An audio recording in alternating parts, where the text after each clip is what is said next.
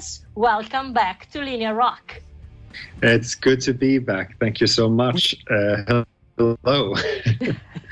Hello. So we're here presenting the new album, Dance Devil Dance, 9th release for Avatar, which is coming on February 17, 2023.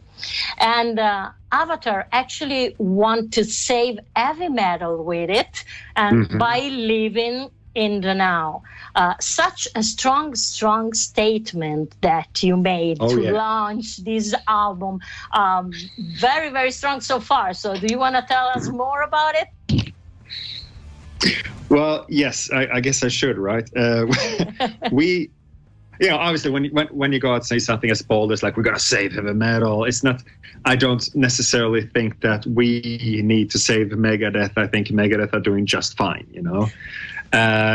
The point being, I think, and the metal that's coming out today, what's going on right now, I feel there's one of the problems I'm having is that a lot of modern metal seems to be music that is best enjoyed if you sit down and shut up. And now, personally, I've been to an opera or two. I've seen some ballet and whatever, and those are art forms that are great to sit down and shut up, and I like it.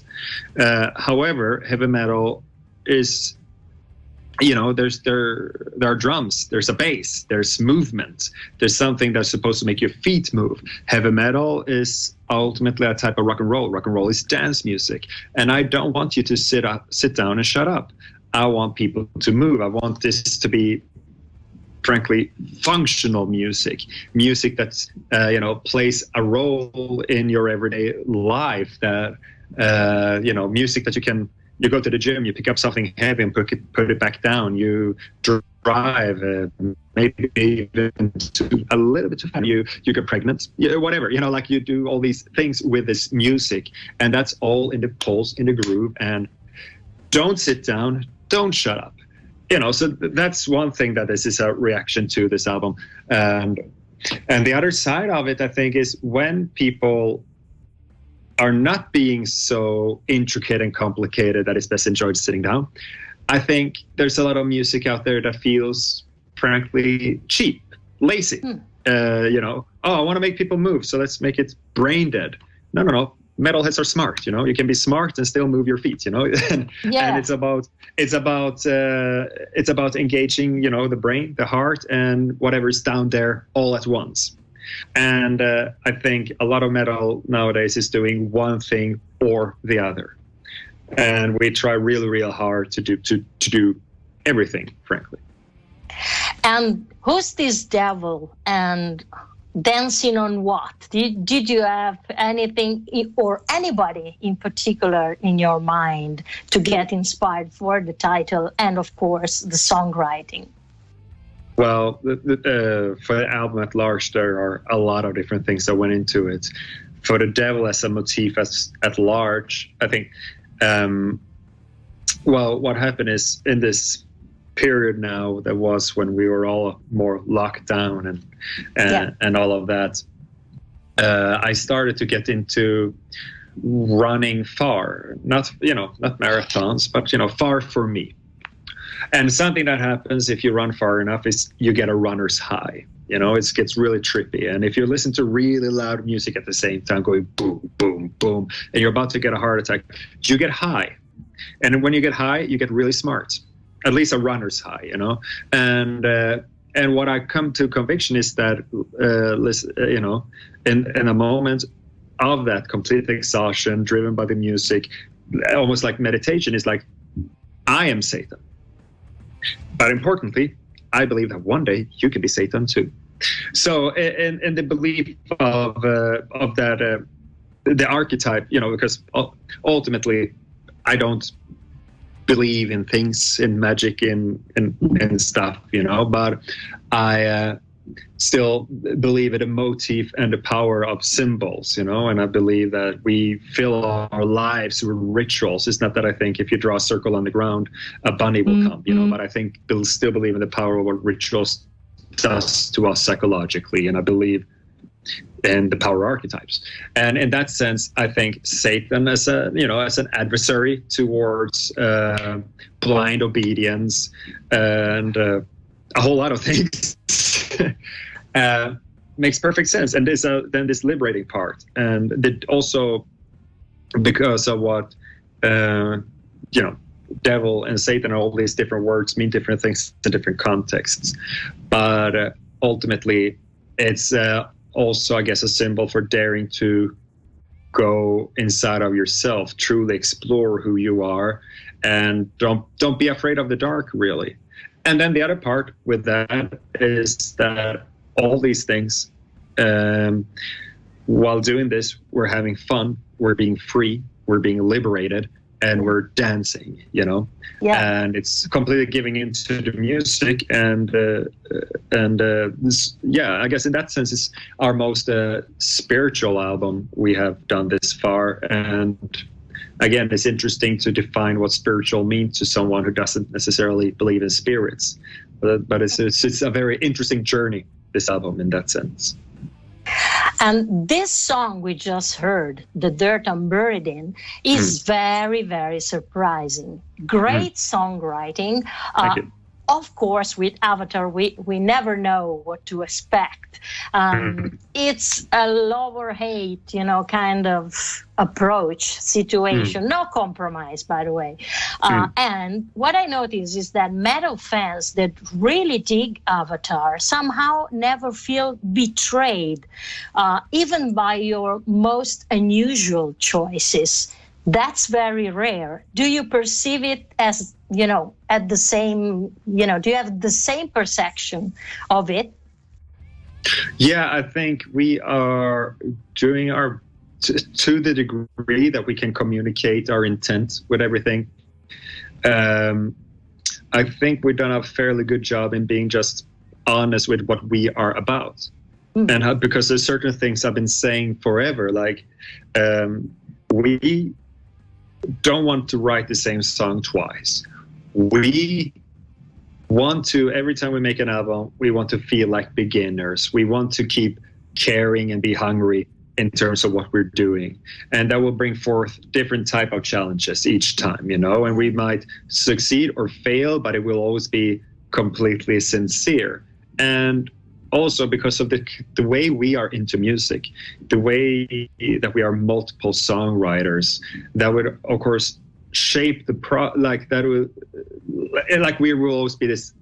It will always be eclectic, and there are an infinite amount of different things every time that Avatar could be. There are different things we could always draw from, but I think we are getting better and better each time to. We create this little frame and say the painting will be in here, and as a fan of music, I don't have a strong ideology. I can like the most stupid, I'm trying to think of something, I can enjoy Eros Ramazzotti and Goblin, to put Italian examples there. Okay. And it's everything from here to there, from super avant-garde to the most banal Schlager music, really. Sure. And I don't think that's the right or wrong, but when you create, I think it's important to commit to a clear, framework, to an ideology at any given time. Yeah. If you're Picasso, you have your blue period, and then, you're going to be blue. And so we completely dedicate ourselves to whatever we want to do at any given time. And if we get it right, chances are we're going to move very far from it next time, because we look for a new way to make creating music inspiring, but also hard. Of course, the title track and video are more typical Avatar-ish, let's say, marking, once again, your very own distinctive style. If you have to sum up, what's extremely new and what's old but gold, more Avatar trademark in this new album, at least in your intention, what would you say? Is this a different animal or not? I guess it's always an attempt to be as different as possible every time. And saying that, I know and also rely on that we can't run away from ourselves. There are certain things, like Avatar, it could be anything, but it's always going to be metal, right? There's always going to be some kind of heavy metal band at the core of it. And fundamentally, it's funny because I watched, it's funny to me. I watched an old Peter Steele interview the other day, right? And I realized I've been saying the same thing as he has always said, but I forgot about it. You got the Beatles, you got Black Sabbath. Boom. Yeah. There are a million different influences I could mention. From Cryptopsy to, Type O Negative to Halloween to Cryptopsy I could just sit here and say the name of bands we like and has influenced us. But if I boil down the process, I guess Beatles, Black Sabbath, because with Black Sabbath, you have the whole point of metal is the riff. Yeah. And what kind of grooves you create out of that riff. That's the whole, that's everything. And then like Black Sabbath could become, there were any kind of band that the song needed them to be. They were laying the groundworks for doom metal, thrash metal, progressive metal, everything, or they could be super catchy, whatever they needed to be. So you have that, and then you have Beatles, the melodies, the song crafting, the treating that each little song is its own little painting, and part of a bigger, and all those things. So it boils down to that, and that is the same every time. Yeah. But then there are, it's very important to us to just keep our minds open to anything and everything that happens along the way, I guess, And this time, like I said, rock and roll was important. Movement was important. Yeah. To Hunter-Gatherer, we recorded in Los Angeles, in the center of the music universe, in this mega studio, blah, blah, blah. This time, we went back to Sweden, in a tiny cabin in the forest, built our own studio, tiny room, smelling each other's sweat and breaths. 1, 2, 3, 4, live, go, So, we try to change approach every time, I guess, but also we keep some ideas because some things are great to do and rediscover, like recording live together like that. And sounds like also that producer Jay Rustin is somehow like a member of the band now, because he's working with you since a long, long time. So you change studios, but you don't change him. No, not yet. No, but that's the thing, right? Because we changed producers in the past, but it was never because of the producer did something wrong. It's just because we need to find something needs to change, and we're not going to fire each other. So then the only person we can change is the producer. But with Jay, things have felt so good every time that maybe we do another one with him. It's entirely possible, because what I really like is, so we connect with each other, like what we value. We are dog people.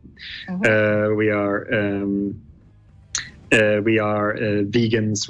We like very inappropriate jokes. Whatever, we are very similar people. In what we like and stuff like that. But he brings certain things to the table with his influences and experience, because you can read the list of what he has done as a producer, and he's very much a metal producer. But then if you look at his career as an engineer, he's done everything. He knows everything. He's been with everyone, So it's very rich. Whatever little direction, whatever little thing you want to try, he helps you become,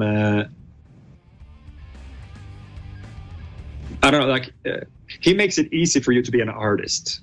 He makes it he helps you find a way, because people like me who can just I want the music to sound like a zigzag pattern, and he helps you figure out what is zigzag pattern in music, and find a way from the abstract creative part to reality and put things in your lab so you actually can create that. Everything feels possible with Jay. Oh, so right. as long as we are able to create new problems for us to solve, then we can keep working with Jay. And no, he's amazing. Everyone should work with him. Also, especially when it comes to me recording vocals, like we just work. It's easy to work a lot with him. It's very easy to do one more take, a little better. Try this. Let's do that. I have another idea. Yeah, let's do that. You know, it's easy to work very hard with him. And tell me about the duet with Lzzy Hale. Mm-hmm. How and why she became the chosen one for Violence No Matter What? Well, so it starts with a song. Tim came up with the music for that one, and before I got to do the vocals, everything was pretty much there already, as far as the guitars and drums speaking. And my first idea when I started to do vocals was this call and response thing in the beginning. How hard can it be? How hard can it be? Spoiler alert, people have to wait to actually hear it. You heard it, but the people listening. But anyway, so that back and forth is like, oh, that's cool. I can't do that live. Like it's going over each other. So, okay, maybe Henrik needs to sing a lot of backup vocals on this one. But then I kept writing, and it's like, no, this will be a duet. And of course, Avatar is a is a sausage party. I tried to think of funny Italian words. Say fiesta salsiccia. I don't know. Salsiccia, yeah. So immediately, if you add in a woman, and a woman's voice, add something that we can't do on our own. So immediately when I think, let's have one more person sing, it would be really cool to have a woman. Then we have toured with Halestorm. It's a band I have tremendous respect for, and I feel a kinship to. Like, I think on the surface, people can... I think people with Avatar, for instance, we have the metal and the rock and roll in us, but I think people think metal first.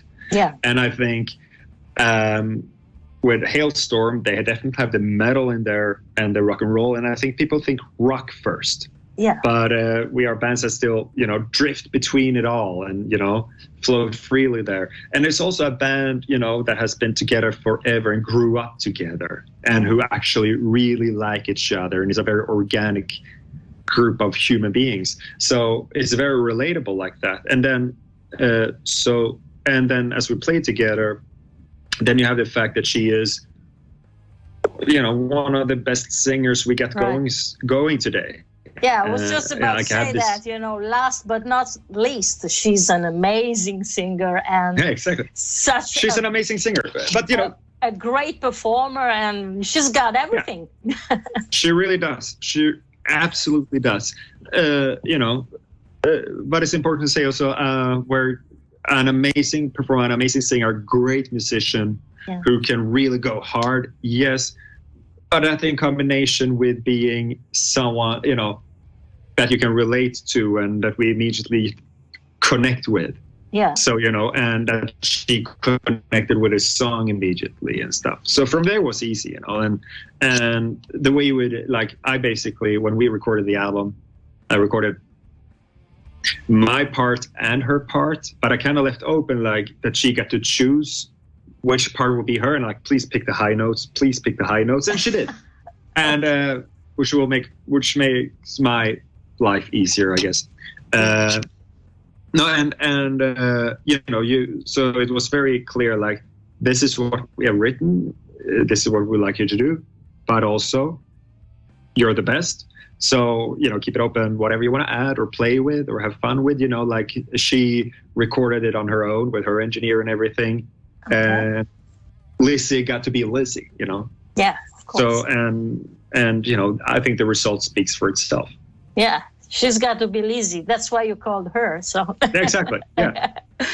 And having your own label, Black Waltz Records, make a real big difference for the band at this point of your career?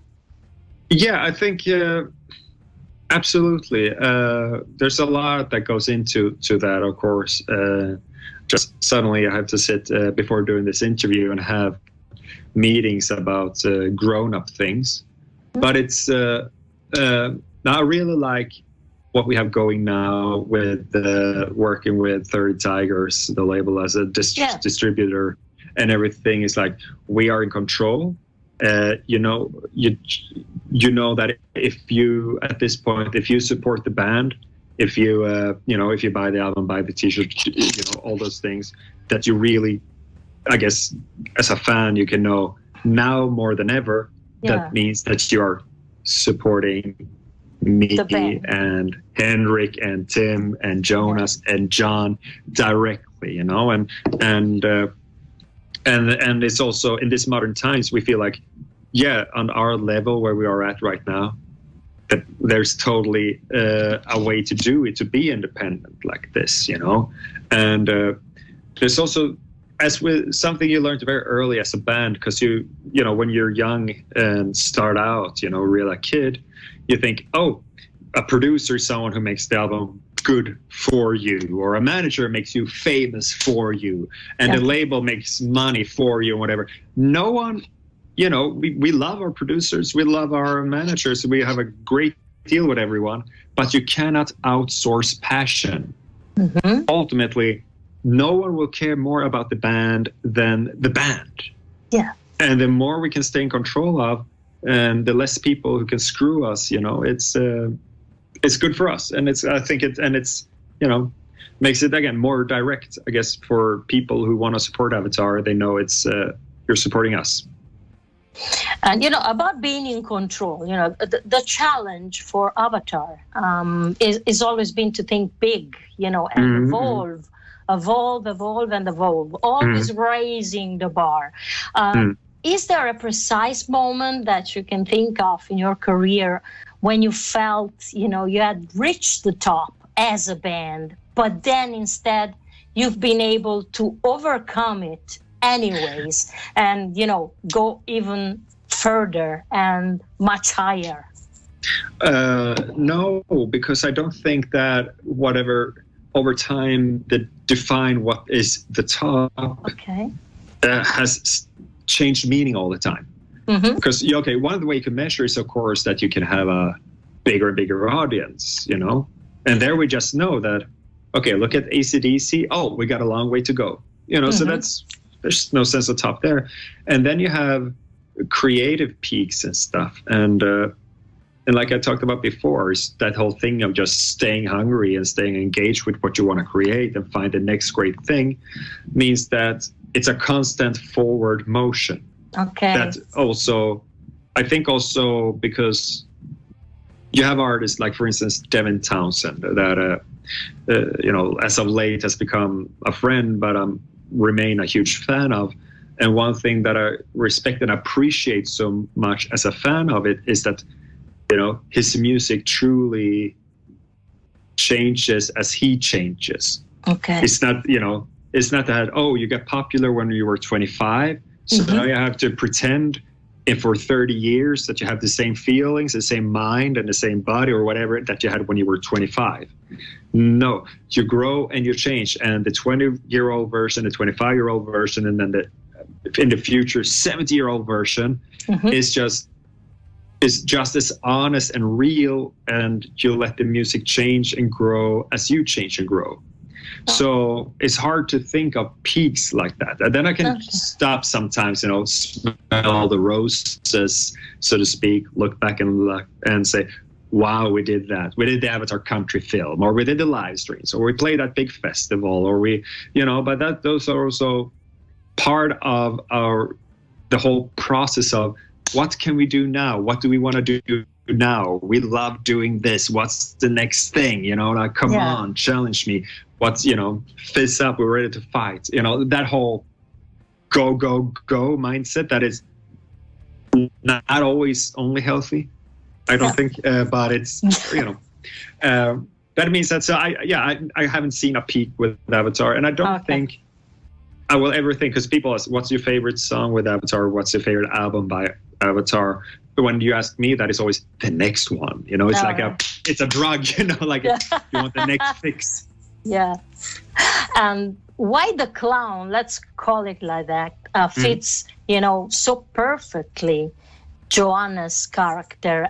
Is it a sort of alter ego of yours? And what's the feeling when you watch yourself, performing in concert or videos? How do you say it? Io sono la clown. I don't know. It's clown also in Italian. Yeah. Pagliaccio. I was just not sure if it's. Oh yeah, I was just not sure if it was la clown sounded wrong. Il clown? Il clown, il pagliaccio. Yeah. Il pagliaccio. Io sono il pagliaccio. Meaning that it's not an alter ego. It's not a different personality. Now, if you ask my wife, she says you change when you go on stage, but you are you. Monday morning, you take that first espresso and you go to work on a Monday morning. That's you. That's 100% you. Then you get Friday evening. You're done with work. Later, fuckers. And you go, and that's also you. And a Saturday, maybe I don't know what you like, but maybe you go disco dancing and and all that. Maybe that's you. Oh, I believe in you. No, but but if you would, that is also you. And on Sunday, you go and have a dinner, la cena, with Nonna. Yeah. And that's also you. Yeah. That's also 100%. So I feel like this is just another side of, it's just a true version of me that is talking here or that's doing taxes or whatever I do. And I think that's why I don't, the Alice Cooper situation is different. He really created a character, this heavy metal, the rock and roll supervillain, for instance. You have all these, but we never, it was once we did the whole clown thing for the first time, which was just for the music video for Black Waltz, it just clicked and it felt right. And it felt like, oh, there I am. That's what the music looks like, because that's the big question for every band. What does your music look like? Which is a nonsense question. So, but important. And in that, I don't know, it came so natural, but it's also like, oh, you paint your face now. What's the name of that? And it just never, what we realized quickly is like, there's no name for it. This is Avatar, this is me, and this is us. This is just what we've been looking for all this time without knowing what we were looking for. And ultimately, it's about finding yourself in your own art. Yeah. That's great. Next tour starts in February, just when the album will come out. And it's selling actually very, very fast. So I'm happy for you guys. What can we expect from, its new production? And about the set list, is it getting harder and harder to please everybody, including yourselves, compiling it with 9 albums to pick songs from? It should be, but it was pretty easy actually. I don't know why. Because I think we like to a couple of things. We know there's a handful of songs that we have to play, quote unquote, but that also means that we really want to play it and people really want to hear it. So that's great, Yeah. And then you have just that we also, again, we look for the challenge. We'd like to do something different. We have to believe that we will come back another time and can change things again. And we're really excited about the new album. So, and also we play relatively long shows. It's not Bruce Springsteen yet, but it's still long. It's still longer than your average grindcore sets. It's somewhere in the middle. So we fit in quite a bit. And I'm also fine with, hey, wouldn't it be crazy if we did not play that song? Mm-hmm. Yeah, cool. So out with it and put into others, and the way it looks now, it's going to be, and I'm excited for it because it says something about how we feel about the music we do, at least. And let's see if it comes across, but it's going to be like 5 songs of the new album and still plenty of room for a lot of the stuff that we want to play and you want to hear when you come and see Avatar. And again, it's over time, we try to rotate a lot. There's a couple of songs that we plan to play now that we know people have been asking for, and it's been a while because you can't play all of them every time. But we got, I don't want to give spoiler alerts, but it's a particularly epic and sad song that I know means a lot to people, means a lot to me, that we haven't played for a couple of years, that is coming back now, for instance. And that's the beauty of it. Like, yeah, it's hard to choose, but at the same time, we, then you get to do like, oh, this thing is coming back, How can you miss me if I don't go away? That feeling. And about the production, any anticipation? Well, yeah. There's a little things that we're working on right now. And it's all about finding, like Avatar, there's the theatrical aspect, and then there's rock and roll. There's the order and chaos, and finding the balance in the force. And in that, there are a couple of things theatrically that we want to do with this that I'm really excited about. At the same time, one important part to fit in there still is the rock and roll show. Something that lives and breathes night after night is different, A show in Milano is different from a show in London. A show in London is different from a show in Helsinki. And the energy in the room. And then certain things, the theatrics, will look more or less the same every night. But then you have to be free to connect with people then and there. Because going back to the whole sit down and shut up thing that I said before. Yeah.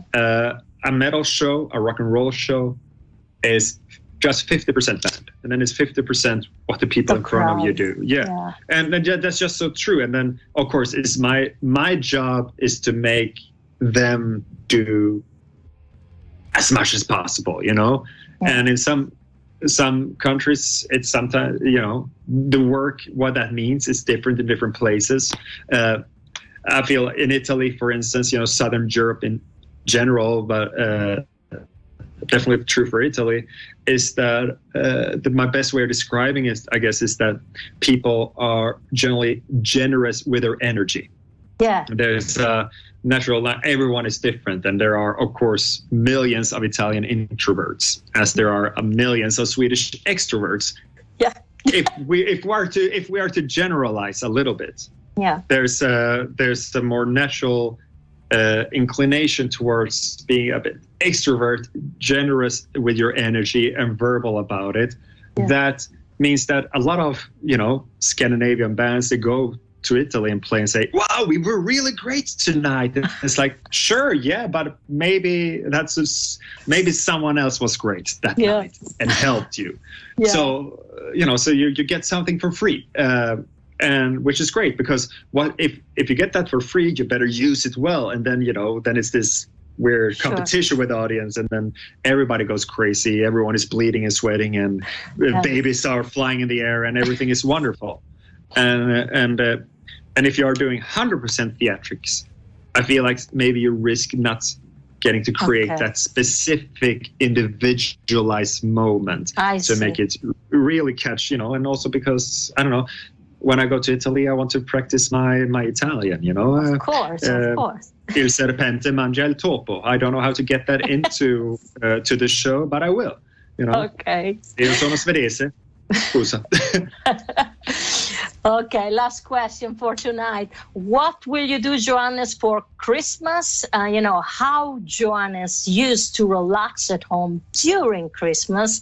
Is it a sort of dark tranquility as we imagine it, or you can surprise us with something different? I don't think there's much different about it. They are very modest and intimate, family-oriented things, and I think so. The Swedish term would be julefrid, Christmas peace, I guess is the direct translation. Yeah. Let's see what that's on. And to really embrace that for a little bit there, you cook a lot on the 23rd, and then you reheat it for 3 days, and it's like the Parmesan. It's like the Parmigiano lasagna. It tastes better day 2. Yes.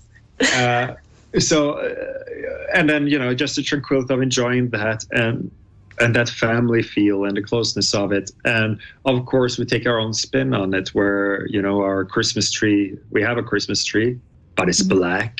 Of course. And the ornaments are covered with blood. Of course.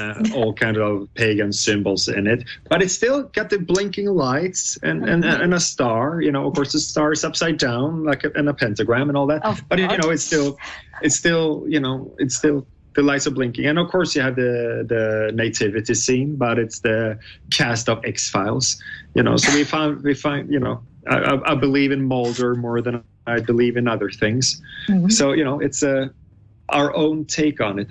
But I think, again, going back to the whole value of the power of a ritual and stuff, that without having too much magical thinking about it, I think Christmas is special because you somehow, I feel, you sit down at the table for, and as you know, it's where I come from, it's Christmas Eve is the big day. Christmas Day is, you know, it's also fine, but this Christmas Eve is 24th. Yeah. But you sit down there for that dinner, and you kind of gather at your table. You also have with you all the generations before you and the generations to come, and you kind of meet in a way through the traditions of what you put on the table and all that, in a way that you don't do for the rest of the year. You know, it's I feel like I dine with my nonna that's been, you know, she hasn't been around for almost 20 years. So there's a certain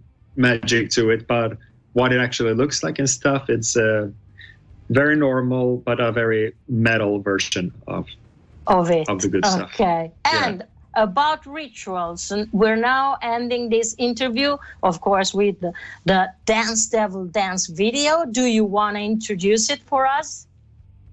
Well, I can, you know, I warn sensitive viewers, I guess, to be fair, because, you know, it got age restricted on YouTube, and I take great pride in that. But just know that you have been warned. Okay. Grazie, Johannes. Thanks for your time. See you soon, hopefully in Italy, and enjoy Christmas. Thank you very much. Buon Natale. Anche a te. Ciao. Grazie. Ciao. Grazie.